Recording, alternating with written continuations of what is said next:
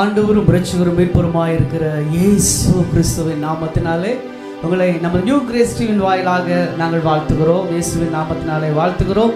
கர்த்தருடைய ஆவியானவர் இன்றைக்கு ஒரு புதிய சந்தோஷத்தை உங்களுக்கு தரப்போகிறார். உங்கள் வாழ்க்கையில் வேத வசனம் சொல்லுகிறது, நீங்கள் பரிமள தைலத்தை போல தேவன் உங்களை வைத்திருக்கிறார்.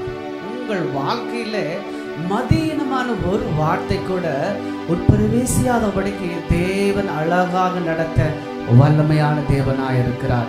இன்றைக்கு நாம் இந்த ஆராதனை ஆஸ்வதிக்கும்படியாய் பரிசுத்த ஆவியானவரை அழைப்போம். அவர்தான் நம்முடைய மூத்த பங்காளர், அவர்தான் நம்முடைய நேசர். அவரே நடத்த நாம் ஜெபிப்போம்.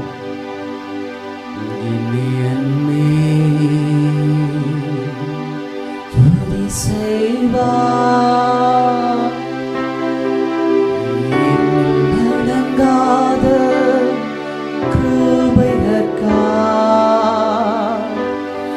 என்றும் தாங்கும் தம் புயமே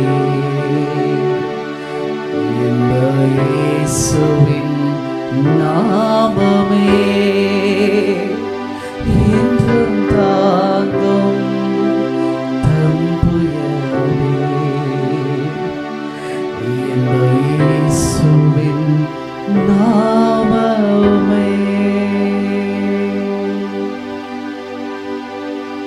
அன்பின் பரலோக தகப்பனே, இந்த ஆசீர்வதிக்கப்பட்ட நல்ல நாளுக்காக நன்றி அப்பா. நல்ல நேரத்துக்காக ஸ்தோத்திரம் ஏசப்பா. இந்த நாள் பிரயரை நீங்கள் ஆசீர்வதிச்சு கொடுங்கப்பா. பாடுகிற பாடல்கள், வேத வாசன வாசிப்பு, இன்றைக்குரிய தியானம், ஜெபம் எல்லாவற்றையும் பரிசுத்த ஆவியானவர் நடத்தி கொடுக்க ஜெபிக்கிறோம். இயேசு கிறிஸ்துவின் நாமத்தில் ஜெபிக்கிறோம். பரிசுத்தமுள்ள பரலோக பிதாவே, ஆமென். இப்பொழுது கூட கர்த்தரை பாடி துதித்து மகிமைப்படுத்துவோம். வாருங்கள், கர்த்தரை தொழுவோம். ஆமென், ஆமென். ஆண்டவரும் இரட்சகரும் மீட்பரும் ஆகிய இயேசு கிறிஸ்துவின் நாமத்தினாலே இந்த நியூ கிரேஸ் டிவியின் மூலமாக உங்களை சந்திப்பதில் மகிழ்ச்சி அடைகிறேன். இந்த காலை வேளையிலே தேவனை நாம் ஆராதிக்க போகிறோம். வேத வசனம் சொல்லுகிறது, அதிகாலையிலே தேடுகிறவன் என்னை கண்டடைகிறான் என்று சொல்லி நாம் தேவ சமூகத்திலே கொஞ்ச நேரம், தேவ பிரசன்னத்திலே கொஞ்ச நேரம் மூழ்கி அவருடைய சமூகத்திலே காத்திருக்க போகிறோம். நம் தேவனை பாடி ஆராதிக்க போகிறோம். நம்ம எல்லாரும் சேர்ந்து, எந்தன் ஜெப வேளை உமை தேடி வந்தே, தேவா பதில் தாருமே. எந்தன் ஜெப வேளை உமை தேடி வந்தே, தேவா பதில் தாருமே.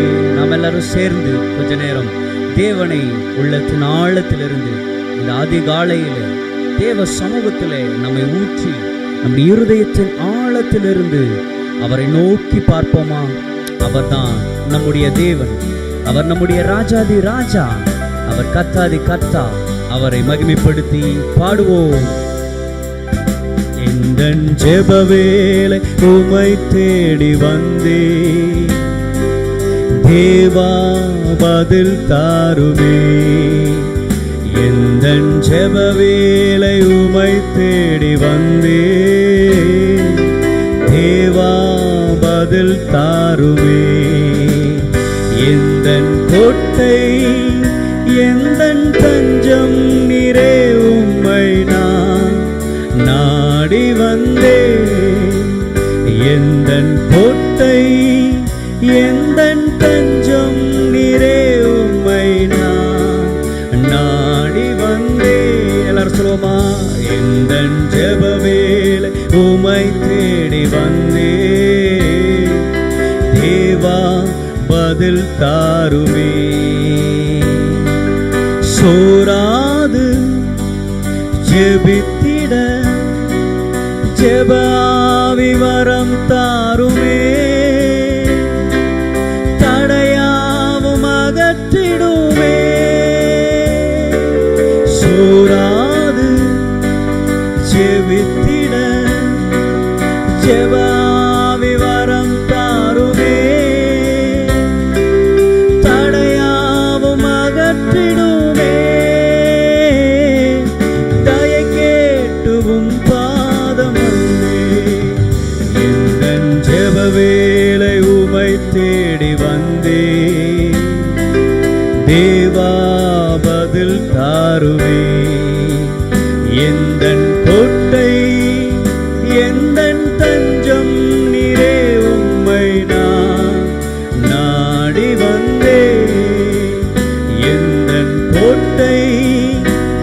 எந்தன் தஞ்சம் நீரே, உம்மை நான் நாடி வந்தேன். உம்மோடு என்னாலும் உறவாட அருள் செய்யுமே. கர்த்தாவே உம் வார்த்தை உம்மோடு என்னாலும் உறவாட அருள் செய்யுமே. கர்த்தாவே உம் வார்த்தையை கேட்டிட காத்திருப்பேனே. எந்தன் ஜெப வேளை உமை தேடி வந்தேன். தேவா பதில் தாருமே. எந்தன் ஜெப வேளை உமை தேடி வந்தேன். தேவா பதில் தாருமே. எந்தன் கோட்டை எந்தன் தஞ்சம் நீரே, உம்மை நான் நாடி வந்தேன். எந்தன் கோட்டை எந்தன் தஞ்சம் நீரே, உம்மை நான் நாடி வந்தேன்.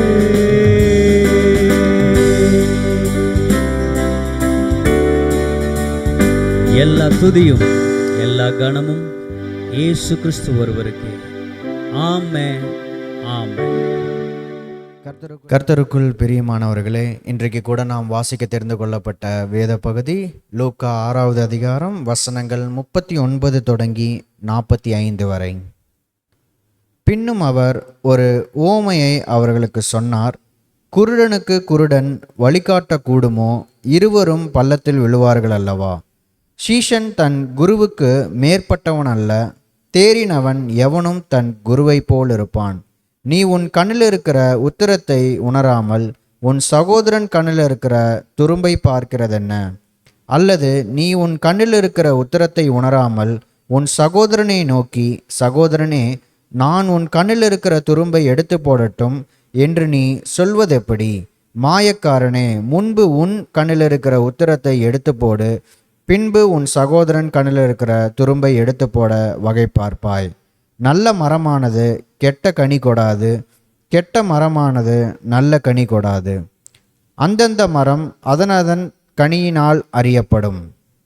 முட்செடிகளில் அத்திப்பழங்களை பறிக்கிறதும் இல்லை, நெருஞ்சி செடியில் திராட்சை பழங்களை பறிக்கிறதும் இல்லை. நல்ல மனுஷன் தன் இருதயமாகிய நல்ல பொக்கிஷத்திலிருந்து நல்லதை எடுத்து காட்டுகிறான். பொல்லாத மனுஷன் தன் இருதயமாகிய பொல்லாத பொக்கிஷத்திலிருந்து பொல்லாததை எடுத்து காட்டுகிறான். இருதயத்தின் நிறைவினால் அவனவன் வாய் பேசும் என்பதே. வாசிக்க தெரிந்து கொள்ளப்பட்ட வேத பகுதி வாசித்தாயிற்று. கர்த்தர் தாமே இந்த திருவசனங்களை ஆசீர்வதிப்பாராக. ஆமேன். இப்பொழுதும் கூட நம் மத்தியில் வந்திருக்கிற பாஸ்டர் முருகன் எஸ். ஸ்டீவன் ஐயா அவர்கள் நமக்காக இந்த வேத பகுதியை தியானித்து கொடுப்பார்கள். அவரை நாம் அன்புடன் வரவேற்போம். ஆமேன். ஆண்டவராகிய இயேசு கிறிஸ்துவின் நாமத்தினாலே நியூ கிரேஸ் டிவி நேயர்களுக்கு என்னுடைய வாழ்த்துக்களையும் ஸ்தோத்திரத்தையும் தெரிவித்துக் கொள்கிறேன். கர்த்தர் நல்லவர், அவர் கிருபை என்றும் உள்ளது. இந்த டிவி மூலமாக உங்களை சந்திப்பதிலே மிகவும் மகிழ்ச்சி அடைகிறேன். கர்த்தருடைய கிருபையினாலே இந்த காலை ஜெப தியானம் ஆனது ஒவ்வொரு நாளும் காலையிலே ஒளிபரப்பப்படுகிறது. கர்த்தருடைய பிள்ளைகள் இதை கேட்டு ஆசீர்வாதம் பெறும்படி உங்களை நான் வாழ்த்துகிறேன், அழைக்கிறேன். கர்த்தருடைய நாமம் மகிமைப்படுவதாக. கர்த்தர் நல்லவர், கிருபை வேண்டும் உள்ளது. கர்த்தர் ஸ்தோத்திரம். கர்த்தர் உங்களை ஆசீர்வதிப்பாராக. இந்த காலை வேத தியானத்தை உங்களை நான் வரவேற்கிறேன். அதற்காக நமக்கு இன்று தியானத்திற்காக கொடுக்கப்பட்ட வேத பகுதி லூக்கா எழுதின நற்செய்தி புஸ்தகத்திலிருந்து 6ஆம் அதிகாரத்தை நாம் முழுதுமாக நாம் தியானிக்கிறதில் அதில் ஒரு வசனத்தை மாத்திரம் எடுத்து கர்த்தருடைய கிருபையினால் நாம் தியானிக்க போகிறோம். கர்த்தர் நல்லவர், கர்த்தர் ஸ்தோத்திரம். அதிலே அந்த காரியம் ஒரு வசனத்தை மாத்திரம் நாம் வாசித்துட்டு ஜெபித்து நாம் ஆரம்பிப்போம். லூக்கா எழுதின நற்செய்தி புஸ்தகத்திலே 6ஆம் அதிகாரத்திலே 39ஆம் வசனம் இப்படியாக சொல்லுகிறது. பின்னும் அவர் ஒரு ஊமையை அவர்களுக்கு சொன்னார். குருடனுக்கு குருடன் வழிகாட்டக்கூடுமோ? இருவரும் பள்ளத்தில் விழுவார்கள் அல்லவா என்று எழுதப்பட்டிருக்குது. தலைகளை தாழ்த்தி நான் ஜெபம் பண்ணுவோம். எங்களை அதிகமாக நேசிக்கிற பரலோக பிதாவே, ஆண்டவராகிய இயேசு கிறிஸ்துவின் நாமத்தினாலே இந்த காலை ஜெப தியானத்திலே ஆண்டவரே கர்த்தாவே நாங்கள் கூடி வந்திருக்கிறோம். ஆண்டவரே, கேட்கிற ஜனங்களை ஆண்டவரே அவருடைய இருதயம் கொழுந்துவிட்டு எரியத்தக்கதாக இந்த வசனம் கிரியை செய்ய வேண்டும் என்று நான் வாழ்த்துகிறேன், ஆசீர்வதிக்கிறேன். பின்றும் தொடர்ந்து இந்த நியூ கிரேஸ் டிவி நேயர்களுக்கும் மற்ற அனைவருக்கும் யாராவது கேட்கிறார்களோ அவர்கள் இருதயம் கொழுந்துவிட்டு எரிய நான் வாழ்த்துகிறேன், ஆசீர்வதிக்கிறேன். ஆவியானவர் எங்களோடு பேச வேண்டும் என்று நாங்கள் ஜெபிக்கிறோம்ப்பா. இந்த வசனத்தை ஆசீர்வதித்தாங்க. இயேசு கிறிஸ்துவின் நாமத்தினால ஜெபிக்கிறேங்க நல்ல பிதாவே, ஆமேன். கர்த்தர் ஸ்தோத்திரம். இதில் இந்த வசனத்திலே ஆண்டவர் 2 கேள்வியை கேட்கிறார். ஒன்று, குருடனுக்கு குருடன் வழிகாட்டக்கூடுமோ? ஒரு கேள்வி. 2வது கேள்வி அவர் கேட்கிறார், இருவரும் பள்ளத்தில் விழுவார்கள் அல்லவா அப்படின்னு 2 கொஸ்டின் மார்க்கு அங்கே போட்டிருக்குதே பார்க்கிறோம். இதில் முதல் கொஸ்டின், அந்த கேள்விக்கு பதிலானது கூடுமோ என்றால் கூடாது என்று தான். ஏன்னா குருடனுக்கு குருடன் வழிகாட்ட முடியாது ஒரு காலத்திலையும். அதே போல் 2வது கேள்வி அவர் சொல்கிறார், இருவரும் பள்ளத்தில் விழுவார்களே. ஆமாம், குருடனுக்கு வழிகாட்டினால் 2 பேரும் பள்ளத்தில் விழுவார்களா அப்படின்னா ஆம் அப்படின்னு தான் பதில். கர்த்தர் ஸ்தோத்திரம். அப்போ 1ஆம் வசனத்திலிருந்து 5ஆம் வசனத்தில் வரை நாம் பார்க்கும்போது ஆண்டவர் இயேசு ஒரு பரிசேயருக்கு பதில் சொல்கிற ஒரு காரியத்தை அங்கே பார்க்கிறோம். அவர்கள் கேட்குற கேள்விக்கு ஆண்டவர் பதில் சொல்கிறார். அதே மாதிரி 6ஆம் வசனத்திலிருந்து 16ஆம் வசனத்தை நான் பார்க்கும்போது வேதபாரகர் பரிசேயர் அவருக்கு சிந்தனைகளை இயேசு அறிந்து அது பதில் சொல்கிற ஒரு காரியத்தை நாம் பார்க்கிறோம். தொடர்ந்து 12ஆம் வசனத்திலிருந்து இந்த 38ஆம் வசனத்தை வரை நாம் பார்க்கும்போது சீசர்கள் திரளான பேர் அவர்கள் இருக்கிறார்கள். அவர்களே 12 பேரை தேர்ந்தெடுத்து அவர்களுக்கு அப்போஸ்தலர் என்று அவர் பெயரிட்டார் என்று எழுதப்பட்டிருக்கு. வேதத்திலே முதலாவது எழுதப்பட்ட இடம் அப்போஸ்தலர் என்று இயேசு பெயரிட்டார் என்று அங்கே எழுதப்பட்டு இருக்கிறது. அப்போது அந்த தொடர்ந்து அவர் அந்த அப்போஸ்தலர்களுக்கு அவர் ஆலோசனை காரியத்தை பார்த்தீங்க அப்படின்னா சொல்லுகிறார். 39ஆம் அந்த வசனத்திலே அப்போஸ்தலருக்கு ஊமையாக அநேக காரியங்களை சொல்லி கொண்டு வருகிறதை நான் பார்க்கிறோம். அதில் தான் அந்த ஊமையிலே அவர் கேள்வி கேட்கிறார், குருடனுக்கு குருடன் வழிகாட்ட கூட முடியுமா? இப்போ கண் தெளிவாக இருந்தாலும் நன்றாக இருந்து நம்மளால் என்ன பண்ண முடியாது, சில நேரத்தில் பார்க்க முடியாத சூழ்நிலைகள் நமக்கு உருவாகி விடுகிறது. கர்த்தர் ஸ்தோத்திரம். கண் தெளிவாக இருக்கிறது, நல்லாக இருக்கிறது. நான் கண்ணாடி போட்டிருக்கிறேன். அதே மாதிரி கண்ணாடி போடாமல் இருந்தால் கூட கண் தெளிவாக இருக்குது. நான் கண்ணாடி போட்டால் தான் எனக்கு தெளிவாக இருக்குது. ஆனால் கண்ணாடி போடாமல் கண் தெளிவாக இருக்கிறவர்கள் கூட இருட்டிலே இடையறி விடுவார்கள். அப்போது அவர்களுக்கு கண்ணு தெரியாது. இருட்டில் போகும்போது அவர்களுக்கும் கண்ணு தெரியாது. கண்ணு நல்லா இருக்குது, ஆனால் இருட்டில் போகும்போது கண்ணு தெரியாது. சில நேரங்களில் கண்ணு நன்றாக இருந்தும் நம்மை வேதம் குருடர்கள் என்று அழைக்கிற இடங்களை நான் வேதத்தில் அநேக இடத்திலே பார்க்கிறோம். கண்ணு நல்லாக தான் இருக்குது, பார்வை தெளிவாக தான் இருக்குது, ஆனால் நம்ம சுற்றிலும் இருள் இருக்கிறது. அப்படிங்கும்போது நம்ம கண் அங்கே செயலிழந்து போகிறது, ஒன்றுமே பார்க்க முடியாது. காரணம், இதை என்னுடைய அனுபவத்திலிருந்து நான் உங்களுக்கு சொல்ல முடியும். நான் இராணுவத்திலே வேலை பார்த்தேன். கர்த்தருடைய கிருபையினாலே என் வேலையை ஊழியத்துக்கு அழைத்தபடியினாலே நான் வாலண்டியர் ரிட்டையர்மெண்ட் கொடுத்து நான் வந்தேன். அப்போ அங்கே இருந்த நாட்களிலே நான் ஆரம்ப காலத்தில் என்னுடைய பயிற்சியிலும் சரி, அதை தொடர்ந்து நாங்கள் இராணுவத்திலே வருடம் நாங்கள் பயிற்சி எடுப்போம். ஏன்னா ஒரு யுத்தத்தை மறந்துடக்கூடாதுன்றதுக்காக, ட்ரைனிங்கோடு விட்டுறக்கூடாது, அதை தொடர்ச்சியாக அதை ரெஃப்ரெஷ் பண்ணுறதுக்காக எங்களுக்கு வருடம் ட்ரைனிங் கொடுப்பார்கள். அந்த நாட்கள் லீவும் அனுப்ப மாட்டார்கள். அப்போ ட்ரைனிங்லாம் பார்த்தீங்க அப்படின்னா ரொம்ப கடுமையாக இருக்கும். பயங்கரமாக மழை இருக்கும், பள்ளம் இருக்கும், தண்ணி இருக்கும், குண்டும் குழியுமாக இருக்கும். அந்த நேரத்தில் நாங்கள் குறிப்பிட்ட கிலோமீட்டர் தூரம் பயணம் பண்ணி ஆகணும். எங்களுக்கு மேப்பு கொடுத்துருவாங்க. அந்த மேப்பு நாங்கள் லைட் அடித்து பார்க்க முடியாது. அதுக்கு கருப்பான பிளாங்கெட் போட்டு போற்றி இருட்டில் உட்காந்து அது சின்ன டார்ச் லைட்டை சுற்றிலும் கருப்பு பேப்பர் ஒட்டி ஒரு சின்ன ஸ்பாட் மொபைல் டார்ச் மாதிரி எழுதி வச்சு அது எரி வச்சு நாங்கள் வெளியே தெரியாதபடி, ஏன்னா எனிமி அங்கேருந்து பார்த்துருவான், லைட் வெளிச்சத்தை பார்த்துட்டு அங்கேருந்து நம்ம குண்டு போட்டுருவான். அதனால் அந்த லைட் வெளிச்சம் தெரியாதபடி அந்த கண்டுபிடிச்சி நாங்கள் போவோம். முன்னாடி 20 பேர் 10 பேராக குரூப்பாக செக்ஷனாக போகும்போது பார்த்தீங்கன்னா முன்னாடி லீடர் போவாங்க, பின்னாடி 10 பேர். செக்ஷன் லீடர் முன்னாடி நாங்கள் 9 பேரை 10 பேர் போவோம். ஒருத்தர் ஒரு கையை பிடிச்சி போவோம். ஆனால் கண் யாருக்குமே தெரியாது. எத்தனை பேர் பள்ளத்தில் விழுந்து இறந்துருக்காங்க அந்த நாள் ட்ரைனிங் நாட்களில். எத்தனை பேர் கைகாலில் அடிபட்டிருக்கு, கீழே விழுந்து அடிபட்டிருக்கு. அப்போ என்ன அர்த்தம் என்னென்னா, கண்ணு தெளிவாக இருக்குது, ஆனால் நம்ம சுற்றிலும் இருளாக இருக்குது. நம்மளால் போய் சேர வேண்டிய இடத்துல சரியாக போய் சேர முடியல. நம்ம போய் சேர வேண்டிய இடத்துக்கு நேரத்துக்கு போய் சேர முடியல. காரணம், நம்ம சுற்றி இருளாக இருக்குது. கண்ணு தெளிவாக தான் இருக்குது. ஆனால் வேதம் சொல்லுகிறது, நம்ம கண்ணு தெளிவாக இருந்தாலும் சில நேரத்தில் நம்ம குருடராக இருக்கிறோம் என்று வேதம் சொல்லுகிற ஒரு காரியத்தை பார்க்கிறோம். அதில் அநேக காரியங்கள் வேதம் சொன்னாலும் நான் உங்களிடத்தில் ஒரு சில காரியங்களை மாத்திரம் சொல்லி இந்த பகுதியை நிறைவு செய்ய விரும்புகிறேன். கர்த்தர் ஸ்தோத்திரம். முதலாவது பார்க்கிறோம், தன் சகோதரனை நேசியாமல் பகைக்கிறவன் குருடன் என்று வேதத்தில் எழுதப்பட்டிருக்கு. கர்த்தர் ஸ்தோத்திரம். 1 யோவான் 2ஆம் அதிகாரம் 9 முதல் 11 வசனங்களில் பார்க்கும்போது இந்த காரியங்கள் காணப்படுகிறது.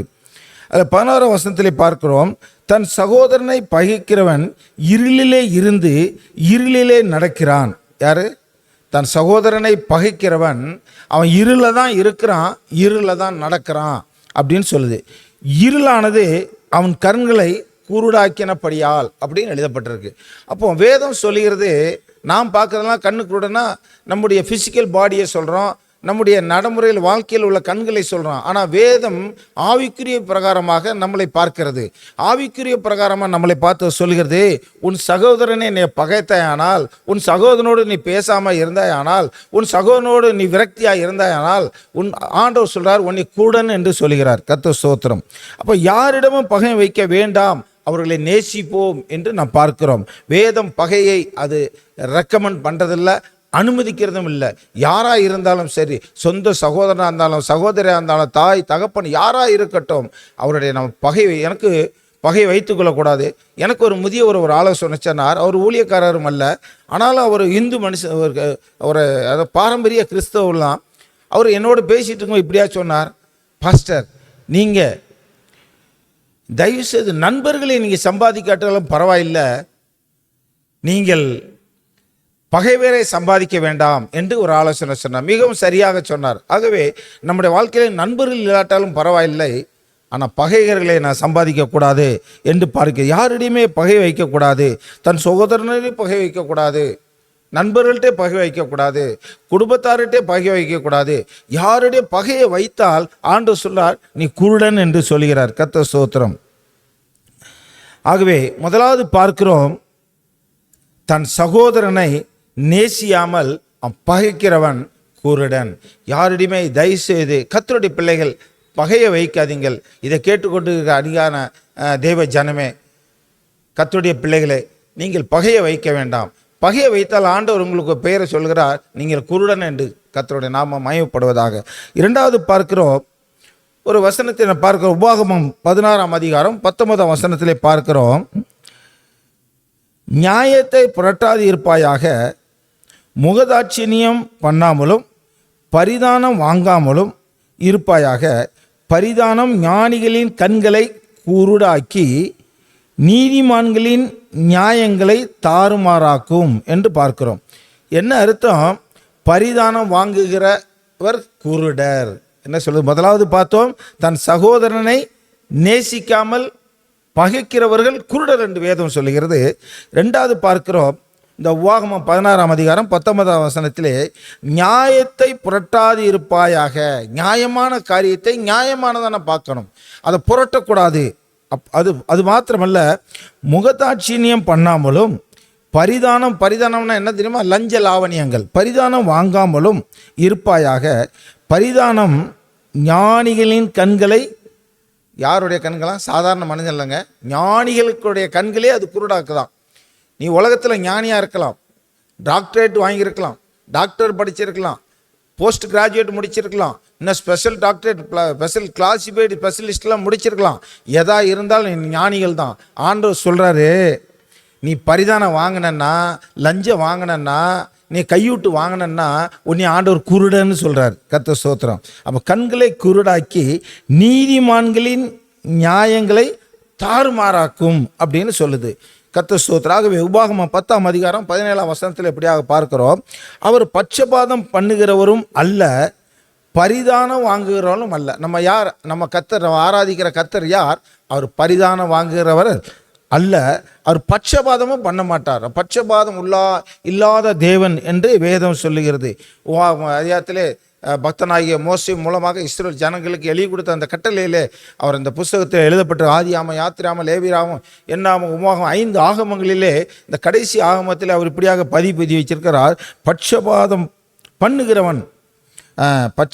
பண்ணுகிறவரும் அல்ல, கர்த்தர் பட்சபாதம் பண்ணுகிறவர் அல்ல, பரிதானம் வாங்குகிறவரும் அல்ல என்று பக்தனாகிய மோசே சொல்லுகிறத ஒரு காரியத்தை பார்க்கிறோம். அதே 2 நாளாகமம் 19ஆம் அதிகாரம் 7ஆம் வசனத்தில் சொல்லுது. ஒரு பிற்பகுதியில் ஒரு வார்த்தையை பார்க்கிறோம், உங்கள் தேவனாகிய கர்த்தரிடத்திலே அநியாயமும் முகதாட்சியமும் இல்லை, பரிதானமும் அவரிடத்திலே செல்லாது அப்படின்னு எழுதி. பார்த்தீங்களா, உலகத்தில் அநேக இடத்துல அநேக காரியங்கள் செல்லுபடி ஆகுது. ஏதோ ஒரு பொருளை கொடுத்தோ பணத்தை கொடுத்தோ ஏதோ ஒரு காரியத்தை கொடுத்தோ நம்ம காரியத்தை சாதிக்கிறதுக்காக நம்முடைய காரியத்தை செல்லுபடி ஆக்குவதற்காக நம்ம அநேக உபாய தந்திரங்களை தேடிக்கொண்டு அநேக காரியங்களை செய்கிறோம். ஆனால் வேதம் அதை அனுமதிக்கிறதில்லை. அவர் சொல்கிறாரு, உங்கள் தேவனாகிய கர்த்தரிடத்திலே அநியாயமும் இல்லை, அவரிடத்திலே முகதாட்சியமும் இல்லை, பரிதானமும் அவரிடத்திலே செல்லாது. கர்த்தருடைய பிள்ளைகளே, நான் பரிதானம் அவரிடத்தில் செல்லுமானால் பரலோகத்தில் எல்லாருமே என்ன பண்ணிடுவாங்க? பழைய ஏற்பாட்டில் தள்ளிச்சீட்டுக்கு காசு கொடுத்து வாங்கின மாதிரி அநேக காரியங்களை செய்து ஏதோ காரியத்தை சாதிச்சுட்டு போயிடலாம். ஆனால் ஆண்டவர்கிட்ட செல்லாது என்று எழுதப்பட்டிருக்கு. கர்த்தர் ஸ்தோத்திரம். ஆகவே கர்த்தருடைய பிள்ளைகள் நாம் பரிதானம் வாங்காமல் இருப்போமாக. கர்த்தருடைய பிள்ளைகள் அது நம்ம பரிதானம் என்பது லஞ்ச லாவணியம், தேவனுக்கு பிரியமில்லாத காரியம். கர்த்தருடைய பிள்ளைகள், வேதத்தை அறிந்த பிள்ளைகள், வசனத்தை அறிந்த பிள்ளைகள் இப்படிப்பட்ட காரியத்தை வாழ்க்கையில் செய்யக்கூடாது. அருமையானவர்களே, வேதம் அதை கண்டிக்கிறது. என்ன கண்டிக்கிறீங்க? வாங்கினீங்கன்னா உங்களை குருடன்னு வேதம் சொல்லுது. நீங்கள் குருடாராக இருக்க விரும்புகிறீங்களா, தெளிந்த பார்வையோடு இருக்க விரும்புகிறீங்களா? நீங்கள் முடிவு பண்ணிக்கங்க. கர்த்தர் ஸ்தோத்திரம். ஆகவே இதில் பார்க்கிறோம், முதலாவது பார்த்தோம், உன் சகோதரனை நேசியாமல் பகைக்கிறவன் குருடன் என்று பார்த்தோம். இரண்டாவது பார்க்கிறோம், பரிதானம் வாங்குகிறவன் அவன் குருடன். யாராக இருந்தாலும் சரி, வேதம் அவனை ரெக்கமெண்ட் பண்ணுகிறது குருடன் என்று. கர்த்தர் ஸ்தோத்திரம். அதே மாதிரி மூன்றாவது ஒரு காரியத்தை நாம் பார்க்கிறோம் வேத புஸ்தகத்திலே. அப்போஸ்தலர் 9ஆம் அதிகாரம் 1 முதல் 20ஆம் வசனத்தை பார்த்தீங்கன்னா ஒரு சம்பவம் அங்கே காணப்படுகிறது. அது எல்லோருக்கும் தெரிந்த சம்பவம் தான். உங்களுக்கு அதை நினைவூட்ட நான் விரும்புகிறேன். அதில் ஒரு காரியத்தை பார்க்கிறோம், கர்த்தருடைய பிள்ளைகளுக்கு எதிராக அவன் செயல்பட்டால் அவர் குருடராவார்கள் என்று நாம் பார்க்கிறோம். கர்த்தர் ஸ்தோத்திரம். அதில் 4ஆம் வசனத்திலே பார்க்கிறோம், அதில் நீ என்னை துன்பப்படுத்துகிறாய் என்று அங்கே இயேசு சொல்லுகிற ஒரு காரியத்தை நான் பார்க்கிறோம். அருமையானவர்களே, வேதம் சொல்லுகிறது. அப்போஸ்தலர் அந்த நடவடிக்கையிலே 9ஆம் அதிகாரம் 4ஆம் வசனத்திலே சொல்கிறார், அவன் தரையிலே விழுந்தான். அவன்றது அங்கே சவுல் தரையிலே விழுந்தான். அப்பொழுது சவுலே சவுலே, நீ என்னை ஏன் துன்பப்படுத்துகிறாய் என்று தன்னுடனே சொல்லுகிற ஒரு சத்தத்தை கேட்டான் என்று எழுதப்பட்டிருக்கிறது. அதில் முக்கியமான வார்த்தையை பார்க்கிறோம், சவுலே சவுலே நீ ஏன் என்னை துன்பப்படுத்துகிறாய் என்று அதில் எழுதப்பட்ட பார்க்கிறோம். அதே 5ஆம் வசனத்திலே பார்க்கிறோம், அதற்கு சவுல், ஆண்டவரே நீர் யார் என்றான். அதற்கு கர்த்தர், நீ துன்பப்படுத்துகிற இயேசு நானே என்று எழுதப்பட்டிருக்கிறதை பார்த்துருக்கோம். அருமையானவர்களே, அப்போ கர்த்தருடைய பிள்ளைகள் துன்பப்படும் போது, கர்த்தருடைய பிள்ளைகளை மற்றவர்கள் வேதனைப்படுத்தும் போது, கர்த்தருடைய பிள்ளைகளை கொடுமைப்படுத்தும் போது கர்த்தரே அந்த வேதனையை எடுத்துக்கொண்டு சொல்றார், நீ துன்பப்படுத்துகிற இயேசு நானே என்று சொல்கிறார். அல்லேலூயா. நீ ஏன் என்னை துன்பப்படுத்துகிறாய்? இயேசுவை யாரோ துன்பப்படுத்தலைங்க. அன்றைக்கு அவன் நிருபங்களை வாங்கி கொண்டு அவன் போகிற காரியத்தை பார்க்கிறோம். தமஸ்குவில் உள்ள அந்த ஜெப ஆலயங்களுக்கு நிருபங்களை வாங்கி கொண்டு அதில் நீங்கள் பார்க்கலாம். 2ஆம் வசனத்திலே பார்க்கிறோம், அதில் பார்க்க பிற்பகுதியிலே தமஸ்குவிலிருந்து ஜெப ஆலயங்களுக்கு நிருபங்களை கேட்டு வாங்கினான் என்று பார்க்கிறோம். கவர்மெண்ட் அத்தாரிட்டி படி, கவர்மெண்ட் ரூல்ஸ் படி, சட்ட திட்டங்கள் படி கிறிஸ்தவர்களை அழிக்க இந்த சவுல் நிருபங்களை ராஜ்யத்தில் வாங்கி கொண்டு, ராஜா கிட்ட வாங்கி கொண்டு அவன் தமஸ்கு போகிற வழியிலே கர்த்தர் அவனை சந்திக்கிற ஒரு காரியத்தை பார்க்கிறோம். அருமையானவளே, ஒரு காலத்திலையும் கிறிஸ்துவை அழிக்கவே முடியாது. அருமையானவளே, கிறிஸ்துவை ஒரு காலத்தில் அழிக்க முடியாது. பாருங்க, ஆண்டவராக இயேசு கிறிஸ்து மூலமாக சுவிசேஷம் ஆரம்பிக்கப்பட்டது. இன்று வரை ஒரு மனிதனால் இயேசுவால் சுவிசேஷம் ஆரம்பிக்கப்பட்டது. 12 சீசர்களிடையே கொடுக்கப்பட்டது. அதை தொடர்ந்து அப்படி சீசர்களை பெருகிக்கொண்டே இருந்தார்கள். 1200 3000 என்று பெருகிக்கொண்டே இருந்தார்கள் என்று இன்றைய வரை பெருக்கம் இருந்து கொண்டே தான் இருக்குது. புள்ளி விவரங்கள் அநேக காரியங்களை சொல்லலாம். ஆனால் தேவன் பரலோக ராஜ்யத்தில் அவருடைய ஜீவ புஸ்தகத்திலே இந்த புள்ளி விவரங்கள் இல்லை. அருமையான உலகத்தில் காணப்படுகிற புள்ளி விவரங்கள் அல்ல, அந்த புள்ளி விவரங்கள் வேற. அநேக ஜனங்கள் கர்த்தருக்கு நேராக திருப்பி கொண்டு வரப்பட்டு கொண்டு இருக்கிறார்கள். கர்த்தருடைய ராஜ்யத்திலே ஜனங்கள் சேர்த்து கொண்டு இருக்கிறார்கள். ஆனால் சத்ரு இந்த சவுலை போல அநேகர் எழுந்தாலும் கிறிஸ்துவத்தை ஒரு காலத்திலே ஒன்றும் பண்ண முடியாது. கிறிஸ்துவத்தை அழிக்க முடியாது. இயேசு நம்மோடு இருக்கிறார். இயேசு சொல்கிறார், நீ துன்பப்படுத்துகிறாய், நீ ஏன் என்னை துன்பப்படுத்துகிறாய் என்று சவுலை கேட்ட கர்த்தர் இன்றையும் ஒவ்வொருத்தரையும் கேட்டுக்கொண்டு தான் இருக்கிறார். அது மாத்திரமல்ல, நீ துன்பப்படுத்துகிற இயேசு நானே என்று சொல்ல காரணம். அப்போ தேவ பிள்ளைகளே, நீங்க பயப்படாதீங்க, கர்த்தர் உங்களோடு இருக்கிறார். பக்கத்தில் ஒருத்தர் சொல்லுங்க, தேவ பிள்ளையே நீங்க பயப்படாதீங்க, கர்த்தர் உங்களோடு இருக்கிறார் என்று சொல்லுங்க. வேதத்தில் பயப்படாதே என்று 365 தடவை எழுதப்பட்டதாக வேத பண்டிதர் சொல்கிறார்கள். காரணம் என்ன? ஒவ்வொரு நாளும் நமக்கு பயப்படக்கூடிய காரியம் வரலாம். ஆனால் பயப்படாதீங்கள் என்று கர்த்தர் சொல்லுகிற காரியத்தை பார்க்கிறாமே. அன்றும் பயப்படக்கூடிய காரியங்கள் நடந்ததான் செஞ்சது. அந்த தமஸ்கூருக்கு பயப்பட எல்லோரும் பயந்தார்கள் என்று பார்க்கிறாமே. படித்து பாருங்களேன், தொடர்ந்து இந்த அநேக காரியங்களை காணப்படாமலே பயந்தார்கள், ஜனங்கள் நடுங்கினார்கள் என்னை கண்டு. கர்த்தர் ஸ்தோத்திரம். ஆகவே அப்படிப்பட்ட ஒரு சூழ்நிலையிலே தேவ பிள்ளைகள் பயப்படாதீங்க.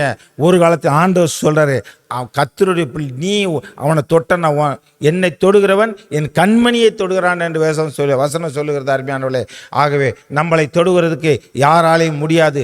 தொட்டு பார்க்கலாம், வெற்றி நமக்கு தான். நம்முடைய ராஜ்யம் கட்டப்படும், தேவனுடைய ராஜ்யம் கட்டப்படும். அருமையானவர்களே, இந்த காலையிலே கேட்டுக்கிட்டு இருக்கிற உங்களை ஒவ்வொருவரையும் இந்த வசனத்தினால நான் ஆட்டுகிறேன், தேட்டுகிறேன், தைரியப்படுத்துகிறேன். பயப்படாதீர்கள். அநேக பயப்படுகிற சூரியங்கள் தேசத்தில் சூழ்நிலையில் காணப்பட்டு கொண்டு இருக்குது. பயப்படாதீங்கள், கர்த்தர் நம்மோடு இருக்கிறார், கர்த்தர் உங்களோடு இருக்கிறார். அருமையானவர்களே, கர்த்தர் நாம மகிமைப்படுவதாக. முதலாவது பார்த்தோம், தன் சகோதரனை நேசியாமல் பகைக்கிறவன் குருடன் என்று பார்த்தோம். இரண்டாவது பார்த்தோம், பரிதானம் வாங்குகிறவர்கள் குருடர் என்று பார்த்தோம். மூன்றாவது பார்த்தோம், கர்த்தருடைய பிள்ளைகளுக்கு எதிராக செயல்பட்டால் அவர் குருடர் ஆவார்கள் என்று பார்த்தோம். கர்த்தர் ரட்சிப்பை கொடுக்கணும். அருமையானவர்களே, கர்த்தரிடத்துல வரும்போது கர்த்தர் அற்புதம் செய்வார். யாரை குருடரை அனுப்புக இயேசு விரும்புவதில்லை. மனம் திரும்பும் போது, ஆண்டவரே நான் என்ன செய்யணும் கேட்கும்போது கர்த்தர் வழி நடத்துகிறார். 3 நாள் அவன் குருடனா இருந்தானே, பின்பு கண் தெளிவாய் அடைந்தது என்று பார்க்க. அருமையானவர்களே, தேவனுடைய திட்டம் நிறைவேற வேண்டுமானால் கர்த்தர் யாரையும் சந்திப்பார், யாரையும் கொண்டு எதையும் செய்வார். அருமையானவர்களே, உங்களை கொண்டு செய்வார், என்னை கொண்டு செய்வார், நம்ம எல்லாரையும் கொண்டு தேவனுடைய ராஜ்யம் கட்டப்படுவதற்கு கர்த்தர் உதவி செய்வார். நமக்கு விரோதமாக யார் செயல்பட்டாலும் இந்த பூமியிலே யாரும் ஒன்று செய்ய முடியாது. வேத வசன ஜீவன் உள்ளது, அது ஜெயிக்கும். அருமையானவர்களே, 3 காரியத்தை நாம் பார்த்தோம். ஒன்றாவது, தன் சகோதரனை பகைக்கிறவன் அவன் குருடன், பரிதானம் வாங்குகிறவன் அவன் குருடன் என்று பார்த்தோம். கர்த்தருடைய பிள்ளைகளுக்கு எதிராக செயல்படுகிறவர்கள் குருடன் என்று பார்த்தவர்களே, இந்த காலவிலே கர்த்தர் இந்த வருஷத்து மூலமாக கர்த்தர் உங்களை ஆசீர்வதிப்பாராக, கர்த்தர் உங்களை ஆசீர்வதிப்பாராக. கர்த்தர் ஸ்தோத்திரம். ஜெபம் பண்ணுவோம். எங்களை அதிகமாக நேசிக்கிற பரலோக பிதாவே, ஆண்டவராகிய இயேசு கிறிஸ்துவின் நாமத்தினாலே ஆண்டவரே, இந்த ஜெப தியான வேலைக்காக நன்றி செலுத்துகிறோம். அருமையான ஆண்டவரே கர்த்தாவே, நியூ கிரேஸ் டிவி ஊழியங்களுக்காக ஜெபிக்கிறோம். இதை பொறுப்படுத்தி செய்கிற எல்லாருக்காக ஜெபிக்கிறோம். ஆண்டவரே, கர்த்தர் இந்த பகுதியிலே வைத்து ஆண்டவரே கர்த்தாவே, இவர்களை நீ இப்படிப்பட்ட ஊழியத்தில் பயன்படுத்தி வருகிறபடியால் நன்றி செலுத்துகிறப்பா. ஸ்தோத்திரம். ஆண்டவரே தகப்பனே, இந்த நாட்களிலே இந்த சுருக்கமான ஒரு வேத தியானத்தை நாங்கள் பார்த்தோம். ஆண்டவரே ஐயா கர்த்தாவே ஸ்தோத்திரம். சகோதரனை நேசியாமல் பகைக்கிறவன் குருடன் என்று பார்த்தோம். ஆண்டவரே, பரிதானம் வாங்குகிறவர்கள் குருடர் என்று பார்த்தோம். ஆண்டவரே, கர்த்தருடைய பிள்ளைகளுக்கு எதிராக செயல்படுகிறவர்கள் குருடராவார்கள். இந்த மனம் திரும்பும்போது கர்த்தர் அவர்களுக்கு ரட்சிப்பை கொடுத்து பார்வையை திரும்ப கொடுத்த ஒரு சம்பவத்தை நான் பார்த்தோம். ஆண்டவரே, கர்த்தர் நாட்களிலே கிறிஸ்தவத்துக்கு விரோதமாக, கிறிஸ்தவ பிள்ளைகளுக்கு விரோதமாக, சபைக்கு விரோதமாக ஆண்டவரே காணப்படும் எல்லா சூழ்நிலையும் கர்த்தர் அறிந்திருக்கிறீரப்பா. ஆண்டவரே, சவுலை சந்தித்த கர்த்தர் அவர்கள் சந்திக்க வேண்டுமா செபிக்கிறோம். இந்த வேலையிலே கர்த்தாவே, இதை யார் இந்த இருதயத்தில் தொடப்பட்டவர்களாய் உம்மிடத்தில் ஒப்பு கொடுக்கிறார்களோ அவர்களை ஆசீர்வதிங்க. அவர் சகோதரனை நேசிக்கட்டும், தாயை நேசிக்கட்டும், தகப்பனை நேசிக்கட்டும், குடும்பத்தை நேசிக்கட்டும், மனைவியை நேசிக்கட்டும், கணவனை நேசிக்கட்டும், பிள்ளைகளை நேசிக்கட்டும். ஆண்டவரே, கர்த்தா, அவர் குருடர்கள் அல்லப்பா, அவர் குருடர் என்று சொல்லுகிறீர். ஆண்டவரே, நாங்கள் குருடர் அல்லப்பா, உண்மை நேசிக்கிறோம், வார்த்தையை கீழ்ப்படுகிறோம். ஆண்டவரே, எங்கள் சத்துருவை கூட கர்த்தர் நேசிக்க சொல்லியிருக்கிற அந்த நேசிக்கக்கூடிய இருதயத்தை எங்களை தருவீராக. எங்களை தந்தபடியாக நன்றி செலுத்துகிறோம். ஆண்டவரே, தொடர்ந்து பரிதானம் வாங்குகிறவர்கள் குருடர் என்று வேதத்தை பார்க்கலாம். அப்பா, எங்கள் பிள்ளைகள், வேதம் அறிந்த பிள்ளைகள் யாராக இருந்தாலும் கேட்கிறவர்கள் பரிதானம் வாங்கக்கூடாது, அது சாபம் என்று பார்க்கிறோம். ஆண்டவரே, பரிதானம் வாங்குகிறவர்களை கர்த்தர் குருடர் என்று சொல்லியிருக்கிறீர். ஆண்டவரே, கர்த்தாவே, அப்பா, அப்படி அதுக்கு அதை தொடர்ந்து தகப்பனே, மூன்றாவதாக நாங்கள் பார்த்தோம். ஆண்டவரே, கர்த்தருடைய பிள்ளைகளுக்கு விரோதமாக செயல்பட்ட மனிதனாகிய ஆண்டவரே, அதிகாரம் படைத்த ஒரு மனிதனாகிய சவுலை குறித்து தியானித்தோம். ஆண்டவரே, சபைக்கு விரோதமாக, கிறிஸ்தவ பிள்ளைகளுக்கு விரோதமாக அவன் செயல்பட்ட போது கர்த்தர் அவன் கண்களை 3 நாள் குருடாய் வைத்து அவன் மரணம் திரும்பின பின்பு அவன் கர்த்தர் பார்வையை கொடுத்து என்று பார்க்கும். ஐயா, எங்களுக்கு விரோதமாக செயல்பட மக்கள், சபைக்கு விரோதமாக செயல்பட கர்த்தர் கண்டோக்கி பார்ப்பீராக. ஸ்தோத்திரம். தொடர்ந்து ஆசீர்வதிங்க. கேட்கிற மக்களை இந்த நிகழ்ச்சி மூலமாக அபரிவிதமாக ஆசீர்வதிப்பீராக. அவர் இருதய தொடட்டும். ஆண்டவரே, அது இருதயம் ஆசீர்வதிக்கப்படட்டப்பா. ஆண்டவரை, கேட்கிற இதன் நிமித்தம் அநேக ஆசீர்வாதங்களை பெறணும். குடும்பம் ஒற்றுமையாகனப்பா, சமாதானம் பெறணும்ப்பா. ஆண்டவரே, ஆசீர்வதிக்கிறோம்ப்பா. துதி, கன, மகிமை உமக்கே செலுத்துகிறோம். இயேசு கிறிஸ்துவின் நாமத்தினாலே ஜெபிக்கிறேங்க நல்ல பிதாவே, ஆமேன். என் ஆத்துமாவே கர்த்தரை ஸ்தோத்ரி, என் முழு உள்ளமே பரிசுத்த நாமத்தை ஸ்தோத்ரி. என் ஆத்துமாவே கர்த்தரை ஸ்தோத்ரி, கர்த்தர் செய்த சகல உபகாரங்களையும் மறவாதே. ஆமேன். நம்முடைய கர்த்தராகிய இயேசு கிறிஸ்துவனுடைய கிருபையும், பிதாவாகிய தேவனுடைய அன்பும், பரிசுத்த ஆவியானுடைய அந்நியக்கும் சமாதானமும் சந்தோஷமும் நாம் அனைவருடைய மீண்டும் மீண்டும் சதா காலங்களில் இருப்பதாக. ஆமேன். ஹல்லேலூயா, ஹல்லேலூயா, ஹல்லேலூயா. God bless you.